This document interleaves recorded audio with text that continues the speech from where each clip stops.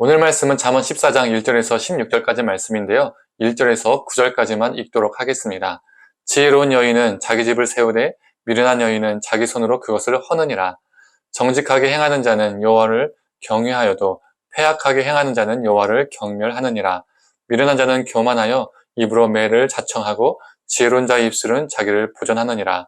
소가 없으면 구유는 깨끗하려니와 소의 힘으로 얻는 것이 많으니라. 신실한 증인은 거짓말을 아니하여도 거짓 증인은 거짓말을 뱉느니라. 거만한 자는 지혜를 구하여도 얻지 못하거니와 명철한 자는 지식 얻기가 쉬우니라.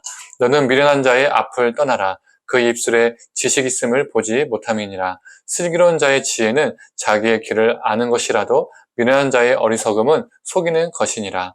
미련한 자는 죄를 심상히 여겨도 정직한 중에는 은혜가 있느니라. 아멘.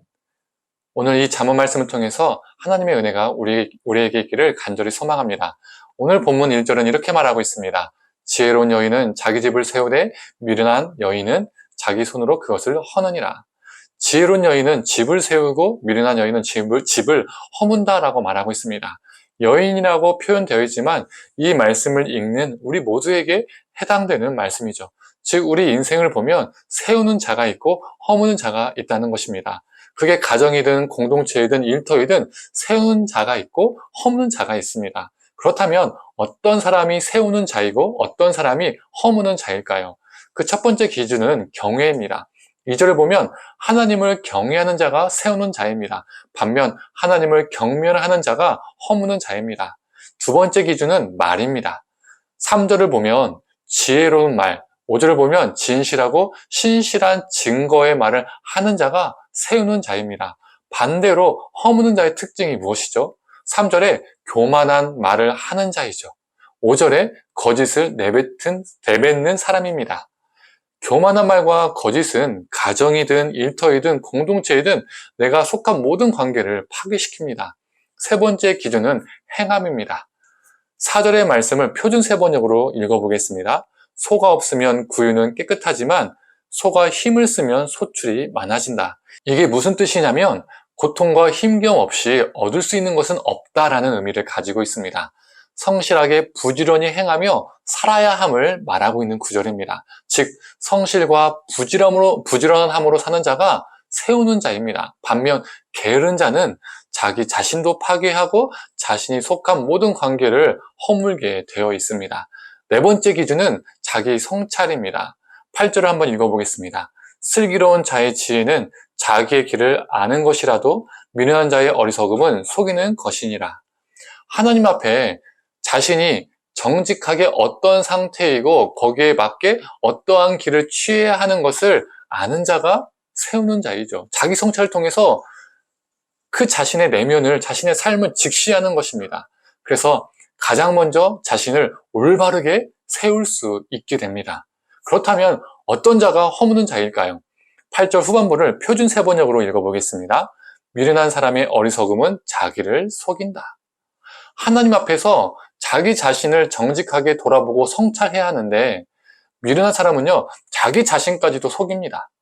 실제로 자신은 하나님과 점점 멀어져 가고 있는데 아니야, 난 괜찮아, 난 거룩해, 나 교회 열심히 다니잖아, 나 헌금 생활 열심히 하고 있잖아, 이렇게 생각하면서 자기 자신조차 속이는 거죠. 정직하게 자신을 돌아보지 못하는 겁니다. 그래서 16절 후반절은 이렇게 말하고 있습니다. 어리석은 자는 방자하여 스스로 믿느니라. 자기 자신조차 속이고 이제는 스스로 그렇게 믿고 사는 겁니다. 자기 자신부터 허무는 사람이 되는 거예요. 다섯 번째 기준은 죄에 대한 태도입니다. 9절의 말씀을 공동번역으로 읽어보겠습니다. 어리석은 자는 죄를 우습게 여겨도 올바른 사람은 은총을 입는다. 자신을 허무는 자의 특징은 죄를 매우 가볍게 우습게 여긴다는 겁니다. 죄를 죄로 여기지 않기 때문에 남들이 하는 것 다 똑같이 하는 것뿐이라고 생각하기 때문에 죄에 점점 둔감해지죠. 죄에 대한 민감성이 떨어집니다. 그리고 그 죄가 자신을 허물도록, 무너지도록 만듭니다. 또한 가정과 일터와 공동체 등을 무너지도록 하죠. 반면 세우는 자는 죄를 우습게 보지 않습니다. 죄에 대한 민감성을 가지고 살아갑니다. 그래서 하나님의 은총을, 은혜를 구할 수밖에 없죠. 결국 하나님의 은혜로 세워집니다. 자신의 존재가 세워지고 가정과 일터 그리고 공동체가 하나님의 은혜로 세워집니다. 그래서 11절은 이렇게 말하고 있습니다. 악한 자의 집은 망하겠고 정직한 자의 장막은 흥하리라. 악한 자의 집은 망하고 허물어집니다. 하지만 정직한 자의 하나님의 삶을 따라가는, 하나님의 말씀을 따라가는 그 사람의 장막은 세워지고 흥황하게 되어 있습니다. 성도님들, 우리 인생을 허무는 자가 아니라 세우는 자 되기를 원합니다. 하나님을 경외하고 그래서 하나님 앞에 죄에 대한 민감성을 가지고 살며 늘 우리의 자신을 하나님 앞에 성찰하길 원합니다. 결국엔 우리의 말과 행함이, 즉 우리의 삶이 하나님 앞에 거룩해지기를 원합니다. 그래서 우리의 가정, 우리의 일터, 우리가 속한 모든 공동체들, 우리의 모든 관계가 우리를 통해서 더욱더 건강하고 견고하게 세워지길 간절히 소망합니다. 함께 기도하겠습니다. 하나님, 우리가 우리의 인생을, 우리의 또 가정을, 우리의 공동체를, 우리의 모든 관계를 허물고 무너뜨리는 자가 아니라 하나님, 우리가 하나님을 경외함으로 또 죄에 대한 민감성을 가지고 죄와 싸워 이김으로 또 우리의 말과 행동이 주님 앞에서 거룩해짐으로 우리의 삶이 거룩해짐으로 하나님, 우리의 인생을 그리고 우리의 가정을, 우리의 일터를, 우리의 공동체를, 우리가 속한 모든 관계를 하나님 안에서 건강하게 세우는 자 되게 하여 주시옵소서. 오늘 하루도 무너뜨리는 자가 아닌 세우는 자 되게 하여 주시옵소서. 감사드리며 사랑에 많으신 예수님의 이름으로 기도드립니다. 아멘.